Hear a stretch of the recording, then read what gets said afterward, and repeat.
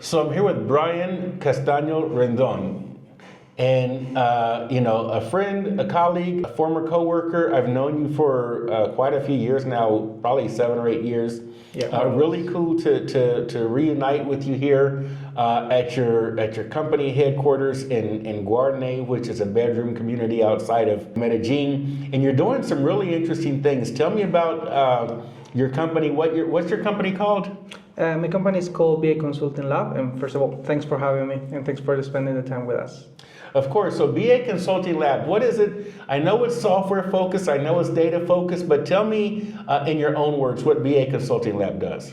Okay, so basically what we are is a company that is specialized in data and AI, and we use that technology to help businesses to make better decisions. We do decision supporting, and we try to allow the executives and the managers of every company to have the tools to come up with the decisions and support those decisions, and hopefully by implementing the right decisions the productivity of the company progresses over time in an exponential way. I think one of the things that happens when I think about the companies that I've worked in, small companies, large companies, a lot of times the problem is not collecting the data or not having enough data, but not being able to extract the value out of their data. I think that what happens is we might have, I don't know, let's say a grocer who they have two types of inventory. They have the actual products that they sell, but then they have their shelf space. And it's really easy to say how many bottles of ketchup did I sell today, or how many cans of tuna fish did I sell, or something like that. But then there's another level to that, and that's to say, how do I optimize my inventory when it comes to real estate? And I don't mean real estate like buildings or shopping centers, but I mean the shelf space that they have, and how they might not know how is it going to affect sales if I move this product from one level on the shelf to another level, or how do I optimize the shelf space? How many, one of the things that annoys me here in Colombia, I'm more of a Pepsi guy than a Coke guy, but I go into the store and there's like, Coca-Cola has like 8 racks of just Coca-Cola, and there's like 2 bottles, not 2 racks, there's like 2 bottles of Pepsi. And I'm like, now, they're not doing that by accident. They must know something. Maybe, I do know that Coke is more popular in Colombia than Pepsi, but maybe there's more to it than that. Maybe the way that the stores optimize their space, and they're gonna not just put things on the shelf because they want to, but they have to figure out what the optimum size is. What are other use cases for where a company might want to call on you all and enlist your help, not just as software people, but as real consultants who can go in and analyze and look at what they're doing? Yeah, of course. So to your point there, when you were talking about specifically the retail industry, we do have experience working with large retail stores change, specifically in the US. We are working actually right now with Kroger Acosta, which is a supplier from Kroger, and we actually help them to analyze their space distribution, their shelf distribution, what they call planograms. Let's take 3 steps back, and really what you said first, companies don't have issues collecting data, not that much of an issue. All of them have spreadsheets, all of them have Excel, most of them have already SQL databases and stuff like that. What they struggle with is to extract the value of that. And usually here in the data industry, we say that you usually need 3 things to be able to extract the value from the data, convert the data into information and the information into decisions. You need basically 3 elements to converge. You need the business knowledge, you need the technical side that allows you to do the computations, and then you need the statistics of it. So you need the ability to concatenate these 3 elements, and like in a Venn diagram, and at the center of it you kind of have the formula in order for you to be able to extract the information. and convert it into decisions. So on the shelf space, just to take an example, in this case for Kroger, what we did was to create something called a space analysis tool. What we did for them was to help them get all of those hundreds of millions of records that they have on the different commodities and the different stores and the different departments and sub-commodities and divisions and stuff like that, organizing into a cohesive model. When we say modeling in data analytics, we mean the relationship between dimensions and transactions for a company, and how we can take a specific transaction and dimensionalize the transaction into when it happened, how it happened, and why it happened. So we create a cohesive model, take those hundreds of millions of transactions, and we try to put the values into perspective. And if we alter this or that combination, we could, with probable cause, assume that we could get a better performance, or maybe we could have a worse performance if we do that.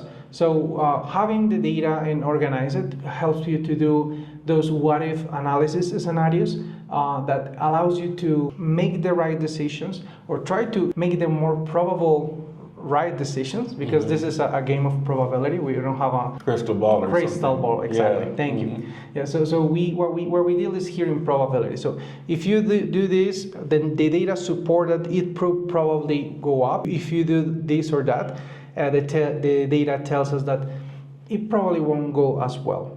And then we do a hypothesis, we test it on our models, and then we give you possibility and a scenario that you could utilize in your decision making. That's an example on how businesses, specifically from the distribution and retailer company, can come to us, and we can try to help them improve their decision making. For example, in their distribution of their shelf space in a specific market chain. But that really is applicable to really any industry. That's the cool thing about data, because data is omnipresent in all of the industries. There could be problems whether they capture it, all of it or not, but they are constantly being generated at every time in every industry, in every division of any company. So what we try to do with that is to take it, analyze it, capitalize it, and utilize it in a way that the company can make decisions based on that. By improving their decision making, they can improve their productivity. I think one of the areas, I look at forecasting, and I think, even to stay in the grocery sector, I remember, I've been down here in Colombia for a long time now, but I remember right before I left and moved down here, a really interesting thing was happening in the US at Christmas season. And that was that traditionally you have Christmas, and then right after Christmas you have these big giant clearance sales to get rid of all the Christmas stuff and all the stuff left over from Christmas. Well, in the later years, those were going away. And the reason, there always is some kind of sale, but it wasn't because they had excess inventory, because the forecasting got so scientific that they were able to put in all of these variables and economic indicators and all this stuff like that. And they were able to predict very, very accurately how much of whatever product they would sell. So by the time Christmas was over, they didn't run out before Christmas, but there was an excess inventory after Christmas. Yeah. And I think about how these types of tools and disciplines that you all specialize in can be applied. Do you guys have any cases where you're able to use your data expertise for predictive analysis, let's say, or to be able to do forecasting for clients? Yes, we actually do that all the time. What we focus there is try to understand the historical trends, and for that, really machine learning is pretty powerful tool to do that. So when a company has a lot of records and a lot of, let's say, let's think in a tabular way. So you have a table with your transactions, and those transactions have a lot of characteristic attributes.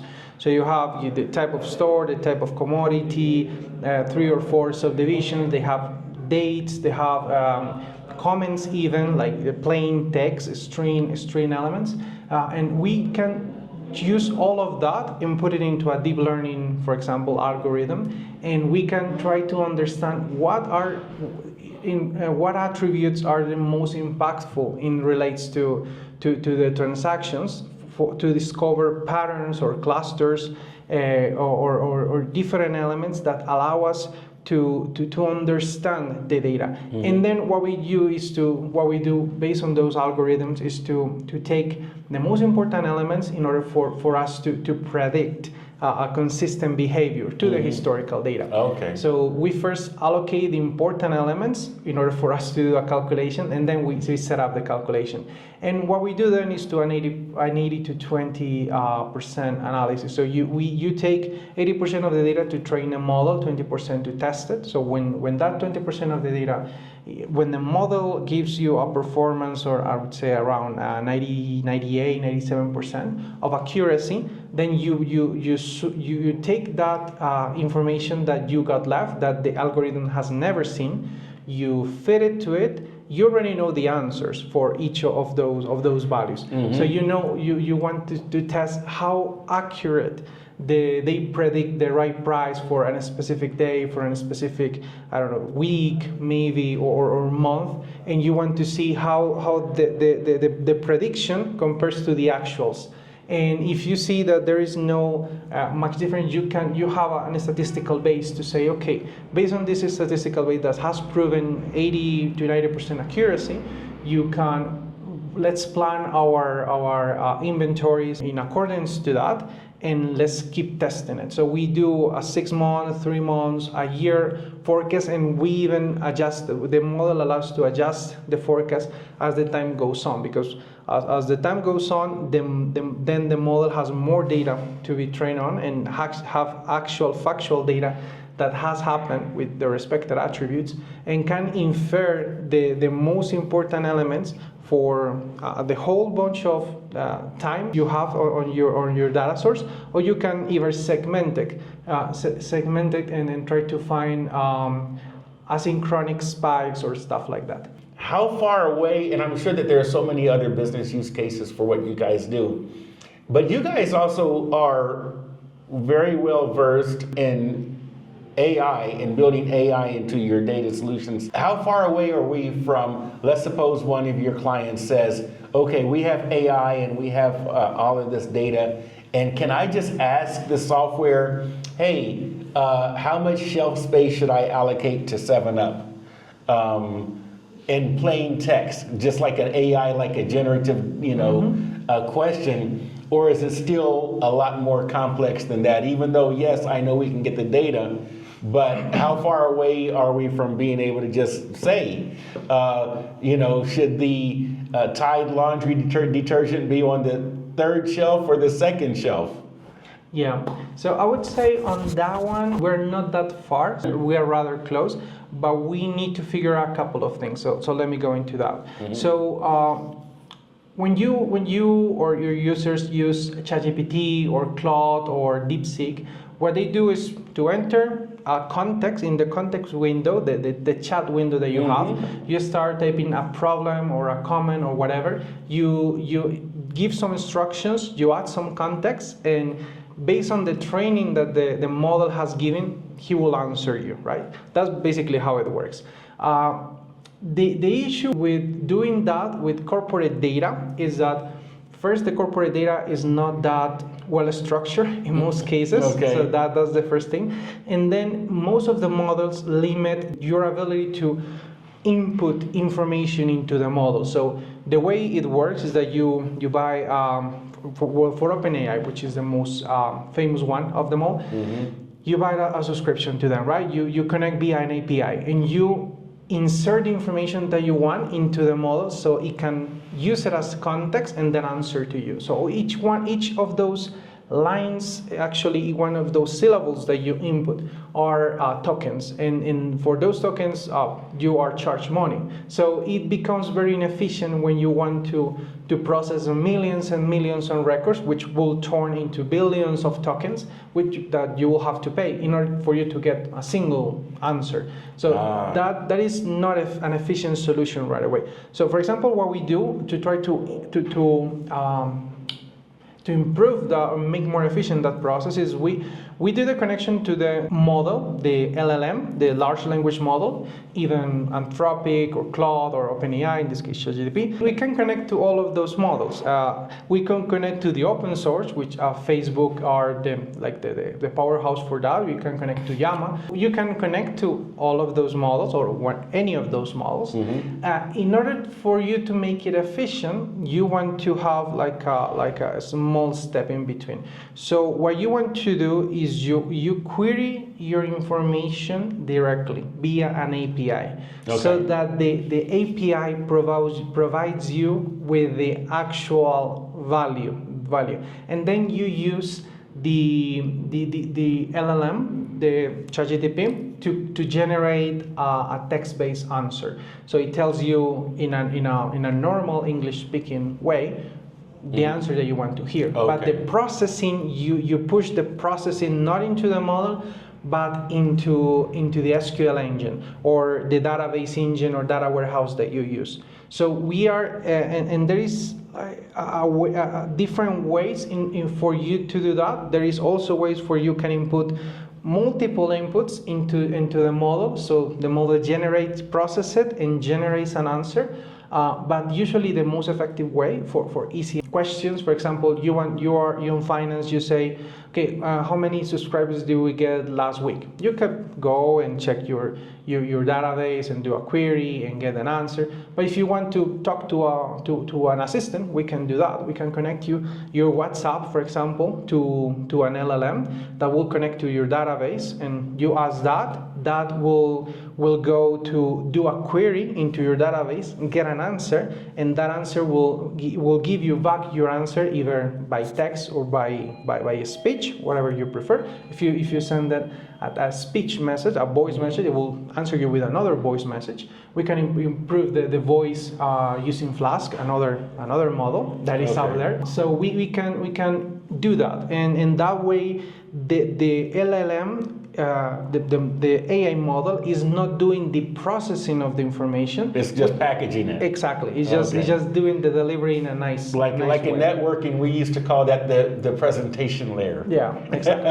And that's important because the way our LLMs work at the moment is that they get confused. When you give them a lot of information, like you overextend in your context window, the LLM model will start to hallucinate. When I mean to hallucinate is it will start give you random. Oh, I've seen that. Yeah, exactly. We'll give you random answers that are not actually correct, and that's because the model itself doesn't know what answers are correct or not. They answer on a probabilistic way, and that's precisely why you don't want it to process millions of records of information, not at least at this stage, right? Because it can get confused, and you don't want to take an answer from it, maybe an hallucinated one that is not actually accurate, and then you put, allocate some of your budget based on a non very accurate exactly answer. So you try to at the moment at least you try to push the processing with accurate models that we can easily do at the moment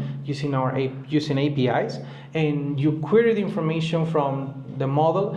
Obviously, you need to have a very good data architecture, which that's some other thing that we do. We help business to understand how to capture the information correctly, how to extract it, normalize it, and place it in a rational way into a data warehouse, data mart, in different databases, so that their transactional information is actually array with their dimensional information that they can be combined in a way that is efficient and actually answers questions for you.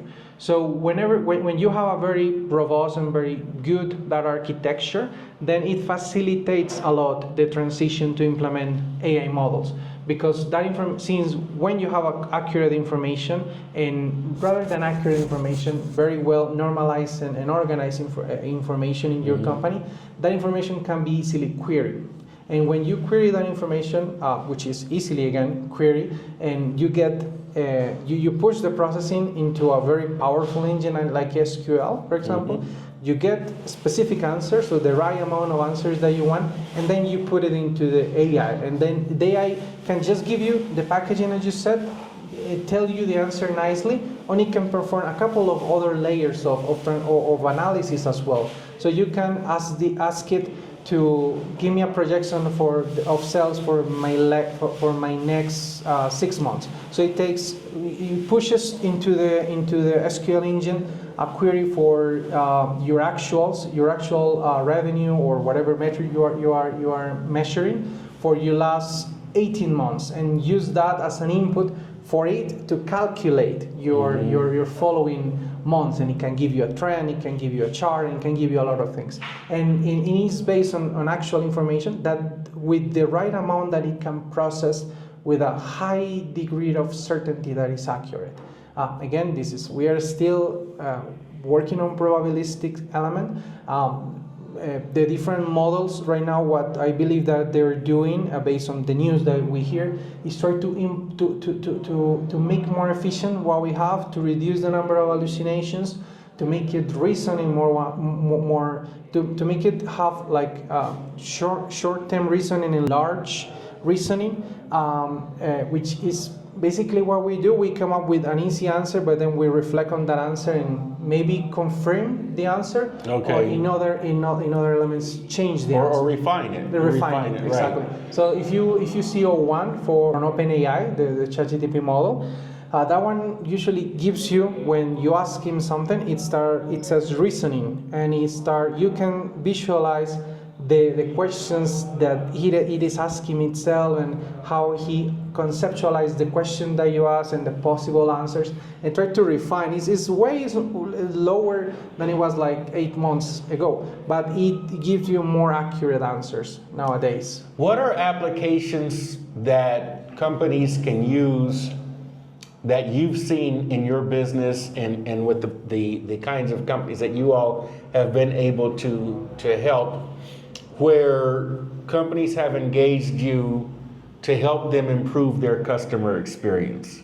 How can the work that you do translate into better customer experience for companies? Do you have any examples of that? Yeah, we have a couple of them. Usually in the context of virtual engagement, for example, they have multiple channels to be approached, and they are struggling to be able to answer one person to answer in different channels, keep track of the different requirements, and answer them in ways that are like the more optimal with the whole context at every time. So it's hard for them to keep track of all their chats in WhatsApp, Instagram, and maybe others. So what we do for them is we create automations that connect their context database. So we create a context database for them, and then we connect that context database to ChatGPT, for example, or to OpenAI, or other AI models.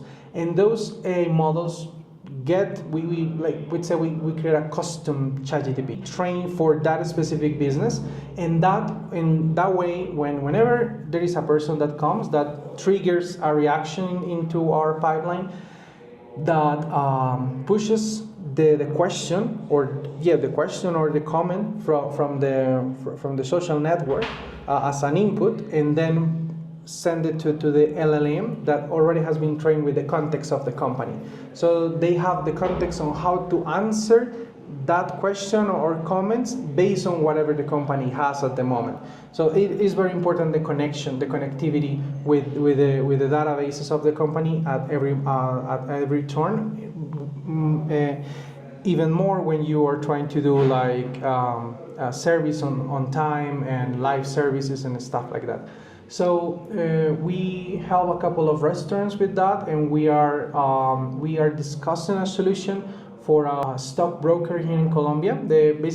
Actually, I know him in the event that you did at the Marquee last year.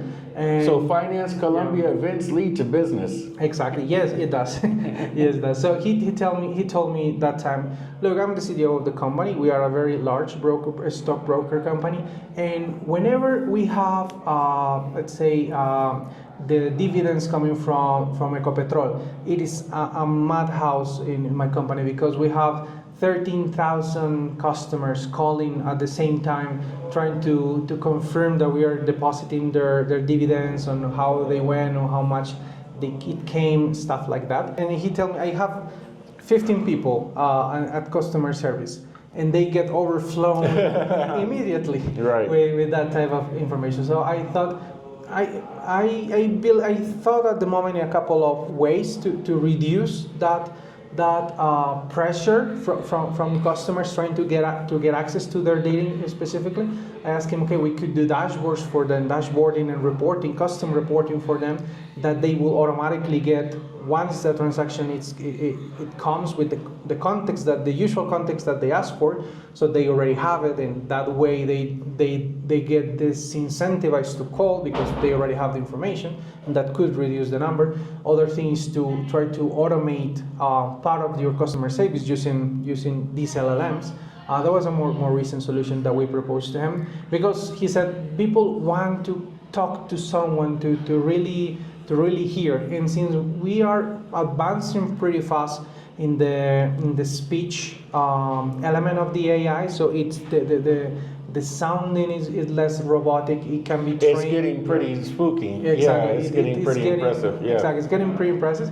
We can connect, this day we can connect to those models and train it into a Colombian, Argentinian, Cuban, Mexican, whatever type of accent that you want. Can be pretty realistic and can help you send automatic messages, or actually answer calls if you need to, and give the answers, the simple answers to people based on a couple of parameters. So you need to parameterize all of that. You've been very generous with your time. Last question for you. So we're here in Guarne. Guarne is a kind of a bedroom community, a suburb. We're probably about 20 or 30 minutes out from the city limits of Medellin. Obviously, you're Colombian, I realize that, but why does Colombia work for a business of this type? If we think about your clients that are in the US and other parts of the world, a lot of times people think for IT, they think of a company being in India or something like that. Why Colombia, and why the Medellin metropolitan area for a tech company of this type? Okay, so I've been working with you actually from a lot of years now in the BPO business, and understanding the relationship, the US relationships in terms of outsourcing and in general, and specifically for technology. I know that there are three major hubs for outsourcing technology services. So we have Latin America, we have India, and we have Eastern Europe. Right. So when you have Latin America, I would say there are two elements that may differentiates us from those two other. First is the time zone. We have a very a good time zone. We're in U.S. Central Time right now. Exactly. Texas, Chicago. We have the same time zones as the U.S. So that's a first. Yes. That's a first element. And then, due to our proximity to them, we are more culturally close to them than a Eastern European from Ukraine or Belarus or Macedonia, or also an Indian. Our accent is usually more familiar to them. Our way to speak to things that are relevant for both sides is also more close. So there are ties, cultural ties, that facilitate the communication. So I would say that that's something that maybe can be impactful for a decision-making process for a U.S. company to choose a Colombian or Medellin company from Belarusian company. That could be some major points there. But the other element that I would say is that we have, specifically Medellin, is particularly high skill in relates to technology than other areas in Latin America in general. I would say more than Lima, more than Monterrey or Guadalajara, more than maybe Montevideo. I would say Medellin stands really high as a nomad as a digital nomad center. We have a lot of people coming from different places. Actually, the last time I checked Nomad List, or I would say it's called I think it's called Nomad List. Nomad List, we were ranked, I think, first or second in Latin America, and in the world here in Colombia, we were like third or fourth after Bali, Barcelona, and maybe another one. So we have a lot of talent coming over here. We have a very friendly environment for development. We Definitely. have cultural ties, like I described before, the ability to work in the same time zone, the cultural ties, and the high-skilled people. So that, I think, makes a very good combination that differentiates us from the Indian and the Belarusian. Also, we are a bit more expensive than our other Eastern European and Indian counterparts. But I think the quality part, which is hard to quantify sometimes, but I would say in most cases the quality part, which is more humane part, like the easy to speak in a way that is more understandable for people, can be a very good point. We are very, very present in most of the operations, and within the Latin American people, Colombian and specifically Medellin stands pretty high in the rankings of people. Wherever I go, there have Latin American teams. I usually see people from Colombia and specifically from Medellin. It's kind of like the Silicon Valley of Latin America. Yeah. It really is. Access is easy. We're probably half an hour from the airport right here.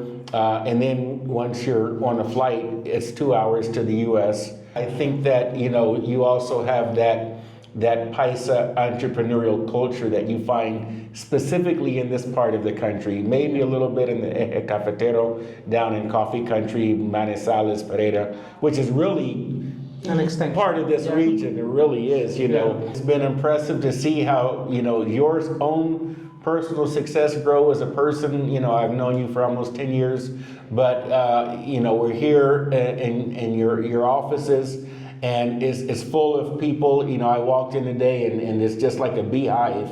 Everybody's on computers and having different calls and things like that. So it's obvious. So, it's important people realize these aren't just a couple of guys with laptops. This is a real impressive operation here. So I would encourage, of course, any kind of company that really is looking to better utilize their data to support their corporate decisions, or not even just companies, but even organizations, government agencies, things like that. That you guys obviously, you have the advantages of being based here in suburban Medellin, Colombia, but are already serving clients in North America and throughout the world. Actually, this one may be important for people to know. So the way we classify a company that can be a potential customer from us, we don't receive anyone, because our solutions could help anyone, but not all companies are prepared or at the stage that our services can be of good value for them. So we are pretty sincere from the get-go, and we tell them, okay, look, we want for companies that already have some sort of infrastructure of data, or have enough transactions that they think is necessary for them to start setting up a data infrastructure. We can help them there. Where you want to make sense of your data, we can help you there. And when you want to start automating and maybe do predictive analytics and try to incorporate AI into your operation, we can help you there. Either you know what you need, and we say, okay, maybe you specifically need this. We both agree. We give you a quote, and then we start our payment process, and then we do an onboarding, and we start working together. Or if you want to kind of implement the concept of what we sell, like getting the data that you have to improve your decision making, but you don't really know how to do that in the practical way, what we do is we offer you a free diagnosis that we take around 3 hours to make with your top executives and head of departments. And it has to happen within a week. So we take the 3, maybe 4 hours, we sit down, we understand your business, we understand your applications, the integration between the applications, how you extract information from them, what are the pain points that you have, each of the departments in general, and also each of the departments, what are your strategic goals, and we try to combine all of that information to understand your current state and where you could be. Once we understand those two, we lay out a plan that say, okay, maybe from coming from where you are to where you could be, we think that you could do this and this and this or that steps, and we can help you doing those by this amount of money. And we send you a formal offer with the diagnosis that again is free. So you get your diagnosis, at the very least, you get a better sense on where you are and how you could eventually implement AI or data in your day-to-day operation. And if we see that we could be a good fit and you like our proposition, we start working together, we discuss the quotation, you pay us, and we do an onboarding session with you. And hopefully we can bringing you value, we can start a long-term relationship, helping you do the transition from a business model that is not AI or data-centric into one that very, very values their data assets and can monetize them along the way. So Brian, if people want to get in touch with you, if people want to get in touch with your company, what are your, obviously, if you could remind us of the company name, and of course your website, but any other channels of communication that would be convenient for you and for potential collaborators or clients. Of course. So first, our webpage again is baconsultinglab.com, www.baconsultinglab.com. My personal corporate email is brian.castano@baconsultinglab.com. You can also find me my LinkedIn profile with the same address, Brian Castaño Rendón. And when you go to our webpage, you have a contact us page, and that will automatically help you to set up to direct you to a landing page where you can set up a meeting, a 15 meeting with one of our sales representatives, so we can do a first assessment, a quick assessment on if we are we could be a good match to whatever your need. I'm excited for you. I'm excited to watch you guys grow, and of course we'll continue to keep in touch.